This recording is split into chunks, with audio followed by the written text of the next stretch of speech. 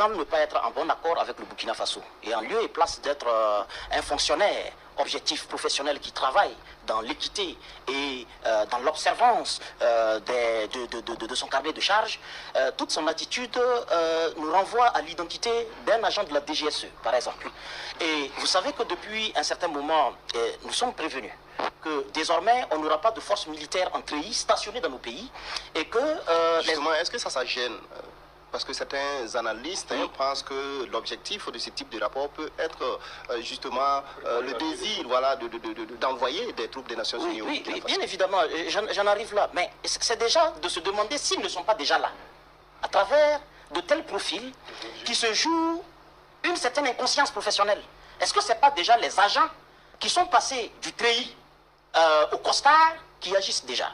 Et c'est pourquoi je pense qu'un examen approfondi des profils qu'on nous envoie nous rassure que ce n'est pas des aventuriers ou des mercenaires qu'on met à la tête des institutions dans nos pays. C'est indispensable. Mais je pense surtout que c'est un rapport à charge contre le brillant travail que l'État burkinabé fait sur tous les indicateurs, que ce soit l'alimentaire, ce soit les infrastructures, ce soit les indicateurs économiques. Le Burkina Faso réalise des performances que les démocraties néolibérales et électoralistes, toutes compilées, et je prendrai même dans la sous-région des performances démocratiques, ajoutées aux nôtres, ne peuvent pas atteindre la cheville des 3 ans de résultats sacrificiels que le Burkina Faso a réalisés. C'est un rapport qui vise à charger, à neutraliser et à saboter le grand travail qui est élaboré jusqu'à aujourd'hui. Mais beaucoup plus loin, il peut avoir 2 visées. La première, c'est une visée de surface, c'est-à-dire renflouer les caisses du système des Nations Unies en créant une sorte de situation chaotique alarmante et la sympathie, capter les financements. Venir en aide aux enfants. Donc il faut présenter un chaos exagéré. Et comme certains fonctionnaires du système international savent le faire, et comme le décrit une ex-fonctionnaire du système des Nations Unies, la Zambienne Dambisa Moyo, à travers un livre brillamment écrit là-dessus, vous rendrez compte que ces acteurs-là ne se gênent pas souvent de profiter de certaines situations chaotiques, meurtrières, pour pouvoir renflouer ou pour pouvoir davantage marquer la motivation de certains acteurs comme le système des Nations Unies.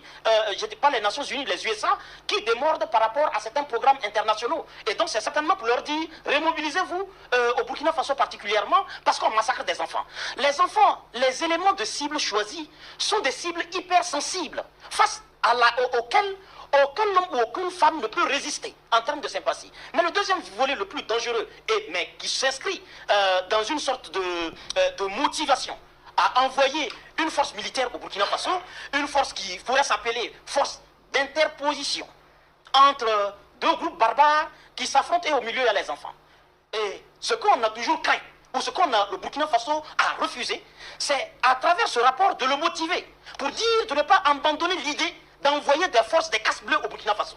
Et je pense que pour pouvoir motiver cela suffisamment, il faut cibler les enfants comme étant victimes des 2 parties, tout en sachant que l'État burkinabé, à travers ses forces combattantes, le système même des Nations Unies participe à la formation aux droits humains auprès de notre armée, qui se montre assez civilisée et assez ouverte, assez coopérative, pour dire qu'elle n'est pas complexée de présenter son visage d'une armée professionnelle respectueuse de son humanité. C'est même infantilisant de venir nous dire qu'on veut nous apprendre à respecter les droits humains quand on les viole permanemment à Gaza, quand on les viole au Congo et quand on les a violés même ici au Burkina Faso. Je pense aussi et surtout qu'il faut craindre que le système des Nations Unies ne se fasse harakiri en attaquant sa propre notoriété et sa propre crédibilité. Et est-ce que ces gens ne participent pas à déconstruire un héritage universel, un héritage, un bien commun? Parce que, vous vous souviendra que les populations africaines commencent à regarder d'un côté les organismes présentés comme organismes internationaux, mais qui sont spécialisés dans la géométrie variable. Cela peut renforcer l'idée des populations africaines à se méfier davantage d'un héritage collectif, alors qu'il ne faut pas en arriver là. Mais aussi à se poser la question, est-ce que ces organismes joyeux ne sont pas exploités ou utilisés par un certain nombre de puissances à l'effet de les mettre au pas pour leurs intérêts? Quand ils sont en accord, les rapports sont embellissants, mais quand ils ne sont pas en accord avec certains pays comme le Mali, le Niger et le Burkina, alors les rapports sont à charge pour mépriser, pour vilipender et pour salir. On vous a bien compris, vous avez touché un sujet, donc on va le poursuivre avec... que il faut imposer à tout organisme et même à tout partenaire de respecter les critères de collaboration que nous avons élaborés.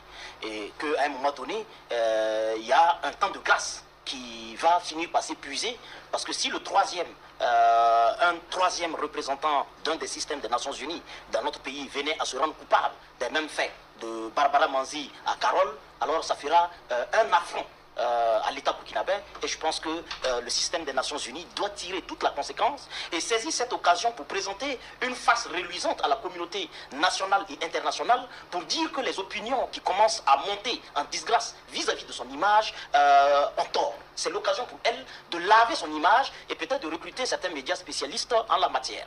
Je pense aussi que c'est surtout l'occasion pour nous de comprendre définitivement un propos tenu par Emmanuel Macron disant que désormais, et il faut le prendre au premier chef, leur dispositif va changer de visage. Ils deviendront invisibles. Il faut tenir compte de tout cela dans l'ensemble de l'environnement international qui interagit avec notre souveraineté dont on est fondamentalement jaloux, comme l'exprimait le camarade Diallo. Et je crois que l'une des finalités de ce rapport de dénigrement et de salissement, c'est aussi de trouver une passerelle pour boucher les portes qui ont été fermées par la vaillance de nos forces combattantes qui, ayant presque serré toutes les portes de ravitaillement des groupes terroristes, alors il faut procéder à une requalification afin de légitimer un soutien international aux groupes terroristes.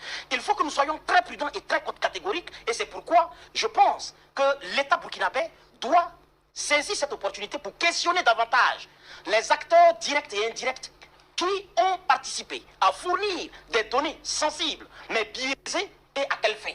Il faut que nous verrions notre système tout en étant un État qui partage le destin de la communauté internationale. Je pense que c'est très important. C'est à ce prix que nous n'aurons plus de rapport où on nous dit que nos forces armées participent, contrairement au ravitaillement de denrées, on les présente comme des gens qui participent même à leur blocage. Et s'il y en a, de quel blocage on parle? C'est lorsque les forces armées empêchent que les groupes terroristes soient ravitaillés. C'est ça qui pose problème? Ou c'est lorsque les forces armées accompagnent le processus de ravitaillement qui leur pose problème? Voilà les questions que nous sommes en droit de nous poser.